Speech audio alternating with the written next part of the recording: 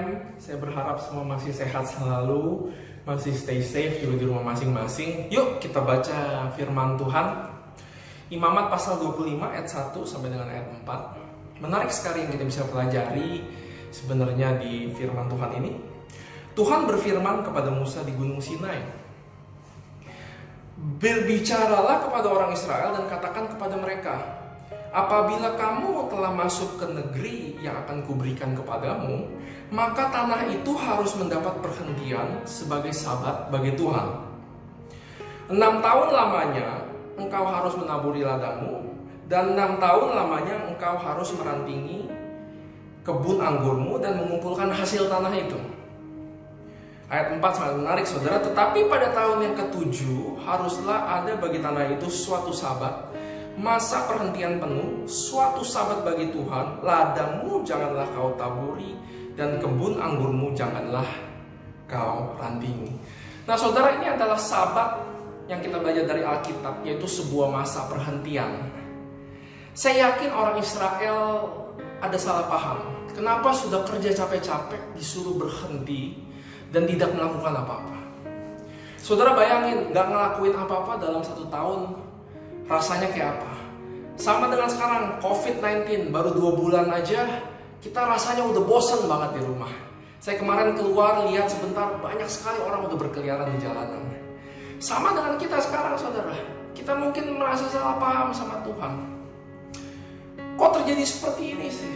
Bisnis saya jadinya mandek.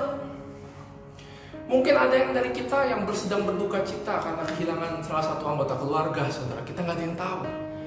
Intinya yang kita pengen tahu adalah kejadian yang dulu dan sekarang menyebabkan salah paham yang sama, kurang lebih. Tapi kita tahu dan kita harus amini dalam kehidupan kita, saudara. Kalau Tuhan izinkan sesuatu terjadi, tidak tanpa maksud yang baik.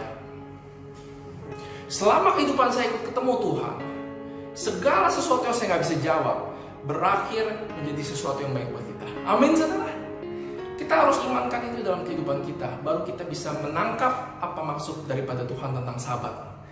Saudara, sebenarnya sabat, perhentian seperti sekarang itu mengundang berkat. Umat Israel berhenti 1 tahun, hasilnya tanah mereka menjadi lebih subur. Mereka menjadi lebih produktif. Saudara juga nggak bisa terus-terusan bekerja. Saudara nggak bisa terus-terusan melayani, benar? Ya, nanti saudara akan burn out. Kalau burn out akibatnya saudara tidak bisa melakukan apa-apa lagi, saudara. Nah, karena itu firman Tuhan masih ngelanjutin. Saudara bukannya tidak melakukan apa-apa. Ada rahasia daripada firman Tuhan, yaitu di ayat 6. Hasil tanah selama sabat itu haruslah menjadi makanan bagimu, yakni bagi dirimu sendiri, bagi budakmu laki-laki, perempuan, bagi orang upahan, bagi orang asing, dan semua yang tinggal padamu. Belum selesai, hasil tanah juga untuk ternakmu, untuk binatang liar, semuanya saudara. Artinya begini, Tuhan bilang kita lagi istirahat begini, justru kita harus melakukan hal-hal yang aktif di dalam istirahat kita di rumah. Saudara nggak bisa terus-terusan nonton Netflix, nggak bisa terus-terusan nonton film. Saudara juga mungkin udah ada yang bergadang, tidur-tiduran pekerjaannya. Itu yang Tuhan tidak mau kita lakukan. Justru di masa perhentian ada firman bilang begini, Tuhan memberkati kita di waktu kita tidur, di waktu kita tidak melakukan apa-apa, saudara. Di masa seperti ini Tuhan mau berkati kita dengan sesuatu yang baru. Tapi kalau saudara mau dapetin berkat yang baru, dia perlu saudara melakukan sesuatu. Dia perlu kerjasama dari kita. Apa itu? Yaitu di masa perhentian ini Tuhan mau kita berevaluasi. Saya kasih contoh. Kalau saudara punya bisnis, saudara punya omset sekian. Kalau saudara tidak suka dengan omsetmu, maka hasil yang gak baik ini itu adalah akibat. Ada sebabnya. Mungkin keputusanmu salah. Mungkin stafmu salah. Mungkin strategimu salah. Begitu juga yang udah punya anak. Kalau saudara gak suka sama nilai anakmu, kalau saudara gak suka sama kelakuan anakmu, berarti harus dilihat apa? Ada nutrisi input yang dimasukin ke dia yang kurang baik. Nah Tuhan mau kita mulai melihat seperti firman-Nya bilang, liatin budakmu laki-laki, perempuan, binatangmu. Tuhan suruh kita melotot kepada sekelilingan kehidupan kita. Dan Tuhan mau kita brainstorm bareng sama Dia untuk pikirin, siapa tahu saudara butuh strategi yang baru.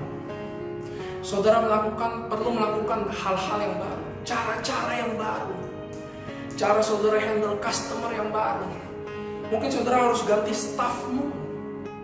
Ya, mungkin saudara harus ganti makanan anak-anakmu supaya bertumbuh lebih baik. Mungkin saudara harus ganti input anak-anakmu yang mereka nonton setiap hari di iPad. Segala sesuatu bisa dilakukan di masa perhentian ini.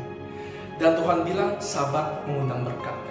Apabila kita aktif mengevaluasi segala sesuatu, kita juga tidak bisa seperti mobil yang berjalan terus tanpa istirahat. Ada saatnya naik dan ada saatnya turun. Saat turun adalah saat evaluasi. Sehingga waktu kita sudah turun di bawah, kita ketemu hal-hal yang baru.